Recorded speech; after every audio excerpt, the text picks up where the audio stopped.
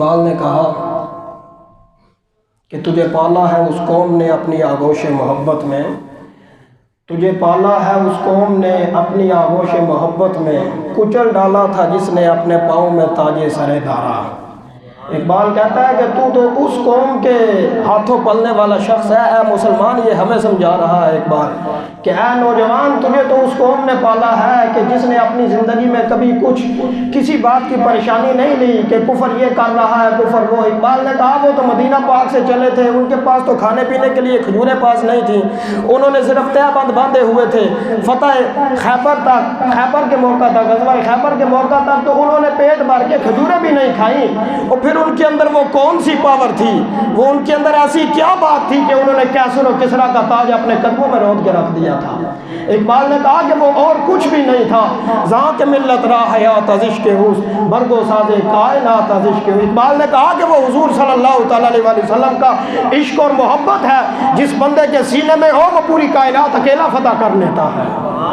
یہ اپنے اندر ہمیں عشق اور محبت پیدا کرنے کی ضرورت ہے۔ اور یہ جو 70 سال ہو گئے ہمارے ملک پاکستان میں یہ تبدیلی نہیں آ رہی، اور یہ سب کچھ آپ لوگ دیکھ رہے ہیں کہ یہ کیا ہو رہا ہے۔ میں بات نہیں کرنا چاہتا، بہت سے لوگوں کو پریشانی ہو جاتی ہے۔ دیکھو جی، سیاست میں بات کرتے ہیں۔ میں نے کہا کہ مکہ کا ابو جہل جو تھا نا، ابو جہل، اس کو رسول اللہ صلی اللہ تعالیٰ علیہ وسلم کے جتنے غلام تھے ان کی نمازوں سے پریشانی نہیں تھی، ان کے روزوں زکاتوں سے حج سے پریشانی نہیں تھی، کسی بات سے پریشانی نہیں تھی۔ اگر ابو جہل، ابو لہب اور عتبہ شیبہ کو پریشانی تھی نا، وہ مسلمانوں کی سیاست سے پریشانی تھی۔ آج تمہیں سیاست نبوی سے پریشانی نہیں ہونی چاہیے، یہ تو ان کفار کا کام ہے۔ یا مدینہ پاک میں جب میرے آقا چلے گئے تو اگر یہود و نصارہ کو اور ان منافقین کو جو عبداللہ بن ابی بن سلول کے ساتھ شامل تھے، جو 1.5 میل بھی حضور صلی اللہ تعالیٰ علیہ وسلم کے ساتھ چل کے غزوہ بدر کے مقام پر نہ جا سکے، یہ ان کی نشانی ہے کہ جب بھی سیاست نبوی کی بات ہو ان کے کلیجوں میں تکلیف اٹھتی ہے۔ جو مسلمان ہوتا ہے اس کا تو جی چاہتا ہے کہ قائد اعظم کے نقش قدم پہ چل کے جس مقصد کے تحت قائد اعظم نے یہ ملک پاکستان آزاد کروایا تھا اور اتنی تگو کی تھی، اور 20 لاکھ مسلمانوں نے اپنی خون کا نذرانہ پیش کیا تھا، ماؤں بہنوں بیٹیوں نے اپنی قیمتی عزتیں جو ہیں وہ کفار ان کی عزتوں کے اوپر ہلا بول بیٹھے تھے۔ اور وہ ایک جگہ پر لکھا ہوا ہے، اس نے کہا، لکھنے والے نے، اس نے کہا کہ میں ایک جگہ پہ گیا تو میں نے دیکھا سکھ اور ہندو جو ہیں وہ ڈانس کر رہے ہیں، ناچ رہے، رقص کر رہے ہیں۔ وہ کہنے لگا میں جب آگے بڑھ کے دیکھا تو میں کیا دیکھتا ہوں کہ مسلمان ماؤں بہنوں بیٹیوں کے پستان اور شرمگاہیں کاٹ کے سامنے رکھ کے اس پہ ڈانس کر رہے ہیں۔ میں نے بتاؤ صرف روٹی، مجھے بتاؤ اس سوال کا جواب دو، صرف روٹی پانی کپڑا اور مکان کے لیے کوئی ماں اپنے بچیوں کو اس طرح زندہ درگور کرنے کے لیے پیش کرتی ہے؟ یا 20 لاکھ کوئی غیرت مند مسلمان ہو وہ صرف روٹی کے لیے اس طرح کی قربانی دیتے ہیں؟ نہیں، جنہوں نے قربانی دی تھی انہوں نے اس وجہ سے دی تھی کہ پوری دنیا میں اس وقت مملکت اسلامیہ کوئی نہیں ہے، ایک ایسا ملک ہونا چاہیے جہاں پہ جب بھی بات ہو رسول اللہ کے نظام اور قرآن پاک کی بات ہو۔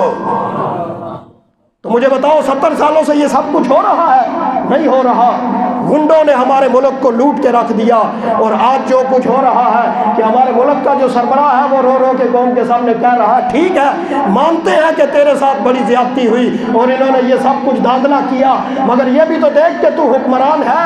2.5 سال ہوئے تھے، حضرت عمر بن عبدالعزیز نے 2.5 سال حکومت کی، اور آپ سے پہلے جتنے بھی بادشاہ تھے انہوں نے کرپشن کے وہ بازار گرم کیے کہ اربوں پتی بن گئے، مگر جس وقت حضرت عمر بن عبدالعزیز آئے اور آ کے تخت کے اوپر بیٹھے، ابھی مسجد سے اپنے گھر روانہ ہو رہے تھے، مسجد سے گھر جانے تک پوری مملکت اسلامیہ میں آدھا دین اسلام نافذ ہو چکا تھا، اور جب صبح ہوئی تو پورے کا پورا دین اسلام نافذ ہو چکا تھا، اور جتنے ارب پتی تھے وہ فٹ پاتھ کے اوپر سوئے ہوئے تھے۔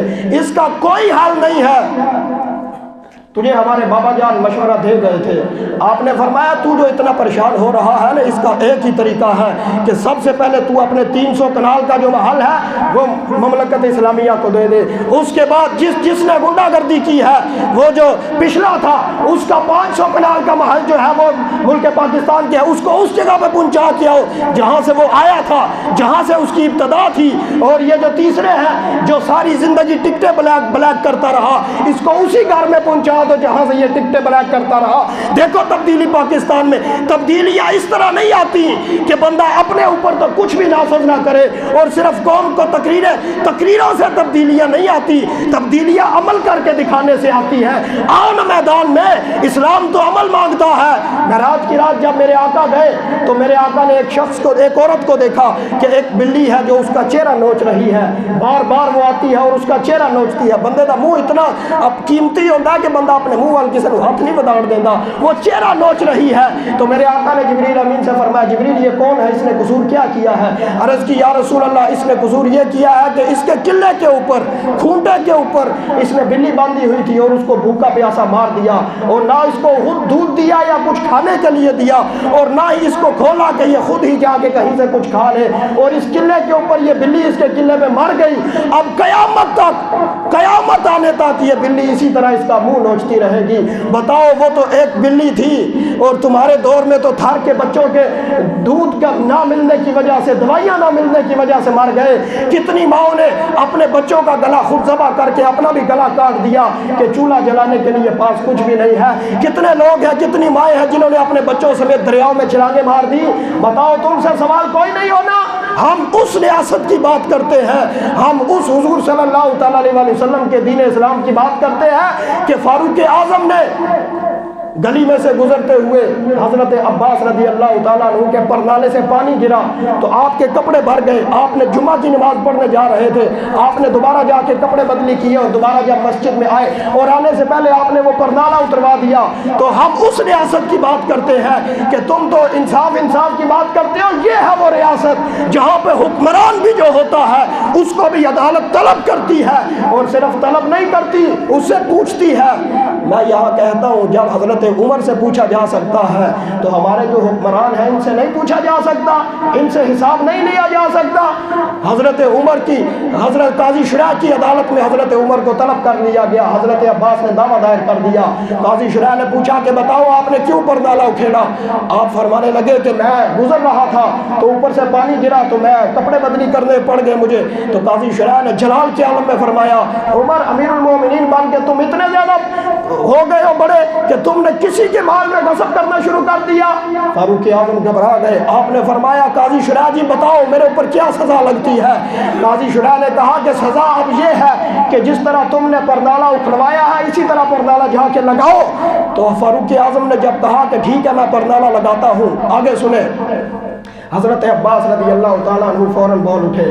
آپ نے فرمایا قاضی شریح جب میں یہ پرنالہ لگا رہا تھا نا تو قریب سے رسول اللہ گزرے تھے، قریب سے، تو میرے پاس اوپر چڑھ کے پرنالہ لگانے کے لیے کوئی چیز موجود نہیں تھی۔ تو میرے آقا جب گزرے تو میرے آقا نے مجھے فرمایا کہ عباس میرے کندھوں کے اوپر سوار ہو کے پرنالہ لگاؤ، میرے کندھوں کے اوپر، اور میں نے اپنے آقا کے کندھوں پہ سوار ہو کے پرنالہ لگایا ہے۔ فاروق اعظم فوراً بول اٹھے، امیر المومنین ہے، 36 لاکھ مربع میل کا وہ حاکم ہے، سربراہ ہے۔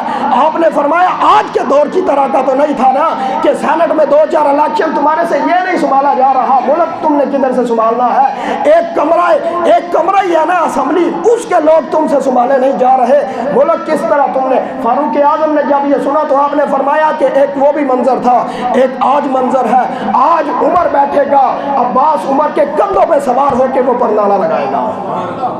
لبیک لبیک لبیک یا رسول اللہ، لبیک لبیک لبیک یا رسول اللہ، لبیک لبیک لبیک یا رسول اللہ، لبیک لبیک لبیک یا رسول اللہ، لبیک لبیک لبیک یا رسول اللہ۔ فاروق اعظم نے جب اتنی بات کی کہ عمر کے کندھوں پہ عباس بیٹھ کے پرنالہ لگائے گا تو حضرت عباس فوراً کھڑے ہو گئے۔ قاضی شریح کی عدالت میں آپ نے کہا کہ نا میں پرنالہ تو لگوانا نہیں چاہتا تھا، میں صرف یہ دیکھنا چاہتا تھا کہ امیر المومنین اپنی اوقات میں ہے یا حکمرانی کے بعد کچھ اور بن چکے ہیں۔ جب اتنی بات ہو گئی کہ امیر المومنین نے یہ بات کر دی، اب عباس صرف پرنالہ نہیں اپنا پورا مکان مسجد نبوی کو دے دیتا ہے۔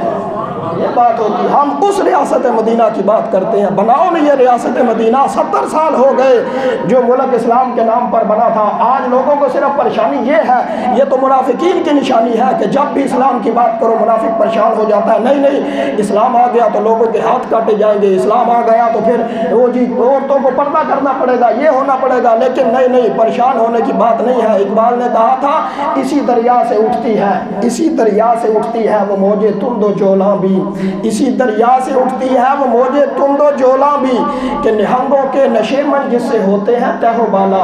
اقبال نے کہا کہ بڑے بڑے مگر مچھ جو ہے نا، ان کے وہ جو مسکن ہے وہ اسی دریا سے اٹھنے والی موج سے تہ و بالا ہوتے ہیں۔ اور الحمدللہ اتنا عرصہ تو ہوا نہیں، صرف 4 سال ہوئے ہیں، لبیک کا صرف نعرہ لگا ہے۔ اپنے ملک کے غداروں سے لے کے ٹرمپ تک سارے پریشان کیوں ہو گئے ہیں؟ ان کو پتہ چل چکا ہے کہ یہ حقیقت میں 70 سال کے بعد رسول اللہ کے وہ غلام آ گئے ہیں کہ جنہوں نے حقیقت میں پاکستان میں اسلامی نظام قائم کر دینا ہے۔ اس وجہ سے یہ پریشان ہو گیا ہے کفر، اور یہ جنہوں نے ناموس رسالت کے ساتھ غداری کی ہے، یا ہمارے راستے میں 70 سالوں سے جو رکاوٹ بن رہے یا آج بھی رکاوٹ بن رہے ہیں نا، یہ اس طرح کی باتیں لوگ کہتے ہیں کہ تم ممبر پہ بیٹھ کے صرف اسی طرح کی نظام کی باتیں کیوں کرتے ہو؟ میں نے کہا کہ 70 سالوں سے مولوی پیروں نے آ کے اس طرح کی باتیں نہیں کی جس وجہ سے ہم یہاں پہنچے ہیں۔ اب موقع آیا ہے اس طرح کی باتیں کرنے کا کہ تاکہ ملک پاکستان میں نظام مصطفیٰ کا نفاذ آ جائے، تاکہ آپ سب لوگوں کو بھی سمجھ آ جائے کہ ہم جس نظام کی بات کر رہے ہیں وہ آج کا نہیں، وہ 1400 سال پہلے کا نظام ہے، وہی نظام جو میرے آقا لے کر آئے تھے، ہم اس نظام کی بات کر رہے ہیں۔ یہ وہی نظام ہے، اس سے پریشان ہونا چاہیے تو ابو جہل کو ہونا چاہیے، ابو لہب کو ہونا چاہیے، عتبہ شیبہ ولید بن عتبہ کو۔ اس سے پریشان اگر کوئی مسلمان ہو تو وہ اپنے ایمان کا جائزہ لے کہ یہ پریشان ہونے کی بات مسلمان کی نہیں ہے، یہ تو منافقین کی بات ہے کہ 1400 سال پہلے منافقین پریشان ہوا کرتے تھے۔ آج جو مولوی پیروں نے غداری کی ہے نا، میں اکثر یہ بات کہا کرتا تھا کہ ان کا وقت آنے والا ہے کیونکہ ہمارے بابا جی نے فرما دیا، مگر آج میں اب دیکھ رہا ہوں کہ انشاءاللہ ان کے زوال کا وقت شروع ہو چکا ہے، ان کے زوال کا وقت شروع۔ اب یہ چند مہینوں سالوں کے اندر آپ لوگ دیکھ لو گے، چاہے وہ سیاسی لیڈر ہے، چاہے وہ مذہبی لیڈر ہے، جس بھی لبادے میں اس نے ناموس رسالت کے ساتھ اس دور میں غداری کی ہے، اس کا بوریا بستر گول ہونے والا ہے، وہ پوری دنیا میں ذلیل اور رسوا ہونے والا ہے انشاءاللہ۔ یہ وقت آ گیا ہے، وقت اب اور باتیں نہیں۔ ہم نے دیکھا ہے کہ وہ جو مولوی پیر باتیں نہیں کرتے تھے، ناموس رسالت کے لیے میدان میں نہیں نکلتے تھے، آج ان کے مریدوں نے ان کے منہ پر تھوکنا شروع کر دیا ہے۔ وہ وقت دور نہیں ہے جب ساری امت مسلمہ حضور صلی اللہ علیہ وآلہ وسلم کے وفادار غلام خادم حسین رضوی کے جانشین امیر محترم حافظ سعد بن خادم حسین رضوی کے ہاتھ پہ بیعت کر کے پوری دنیا میں اسلام کا جھنڈا بلند کر دیں گے۔ وہ وقت دور نہیں ہے، وہ وقت آنے والا ہے انشاءاللہ، وہ وقت آنے والا ہے۔ پریشان ہونے کی ہمیں ضرورت نہیں، ہم اس ممبر پہ بیٹھے ہوں یا کسی اور مسجد کے ممبر کے اوپر جا کر بیٹھ جائیں، ہم نے بات تو دین اسلام کی سربلندی کی کرنی ہے، ہم نے بات ہر وقت نظام مصطفیٰ کی کرنی ہے، ہم نے بات ہر وقت حضور صلی اللہ علیہ وآلہ وسلم کی عزت آبرو اور ختم نبوت کی حفاظت کی بات کرنی ہے۔ اور یہی وہ باتیں ہیں کہ جن کی وجہ سے ہم دنیا میں بھی سرخرو ہو جائیں گے، اور کل قیامت کا دن ہوگا، ہم سوئے حشر چلیں گے شاہ ابرار کے ساتھ، اور قافلہ ہوگا رواں قافلہ سالار کے ساتھ۔ اور یہ لبیک یا رسول اللہ، لبیک لبیک لبیک یا رسول اللہ، لبیک لبیک لبیک یا رسول اللہ، لبیک لبیک لبیک یا رسول اللہ، لبیک لبیک لبیک یا رسول اللہ، لبیک لبیک لبیک یا رسول اللہ۔ پہلے تو اپنے کہتے تھے کہ مولوی خادم رضوی جو ہے وہ معاذ اللہ وہ 21 کروڑ میں بک کر آ گیا، اپنے یہ بکواس کرنے والے تھے۔ اب تو غیر بھی مان گئے، میں نام نہیں لینا چاہتا، وہ خود کہنے لگ گئے کہ علامہ خادم حسین رضوی تو بڑی دور کی بات ہے، ان کے ماننے والے جو لبیک والے ہیں ان کو بھی کوئی بھی خرید نہیں سکتا۔ یہ باتیں تو آپ نے سنی ہے، وہ خود کہنے پہ مجبور ہو گئے، اسمبلی میں بیٹھنے والے یہ کہنے لگ گئے، اور سب نے دیکھا ہوگا کہ ہر ایک ووٹ کی خاطر بک گیا ہے۔ اگر نہیں بکے تو رسول اللہ کے غلام لبیک کہنے والے نہیں بکے ہیں، اور انشاءاللہ یہی ہمارا معیار ہے، اور اسی معیار پر ثابت ثابت قدم رہیں گے اور اسی معیار پر ثابت قدم رہتے ہوئے انشاءاللہ تعالی عن قریب ملک پاکستان میں دین اسلام کو ہم تخت کے اوپر لے آئیں گے۔ اگر ہمارے ساتھ کوئی بڑا مگرمچھ لگے یا نہ لگے، کوئی بڑا مولوی پیر لگے یا نہ لگے، کوئی بڑا سیاسی لیڈر لگے یا نہ لگے، ہمیں اس بات کی پریشانی نہیں ہے، کیونکہ رسول اللہ کا جو ایک غلام ہوتا ہے، اقبال نے کہا وہ ایک غلام ہی سارے ملک اور پوری دنیا کو برباری ہوتا ہے۔ وہ ایک غلام کے اندر اتنی پاور ہوتی ہے کہ جب بابا جان اس دنیا سے گئے ہم تو سارے غمگین تھے، پریشان تھے، مگر کفر خوشیاں منا رہا تھا۔ کفر کی خوشیاں یہ بتا رہی تھی کہ یہ وہ مرد کلندر ہے کہ جس ایک ویل چیئر والے بابے کی وجہ سے پورا کفر کی ٹانگیں ہلی ہوئی تھی، کہ یہ وہ کون مرد کلندر آ گیا ہے جس نے 1400 سال پہلے والا دین دوبارہ زندہ کر کے رکھ دیا ہے۔ انشاءاللہ تعالی ہم رسول اللہ کے ایسے غلام ہیں جو اپنے قائد محترم کے سنگ چلتے ہوئے ملک پاکستان میں نظام مصطفیٰ کا نفاذ قائم کر کے رہیں گے۔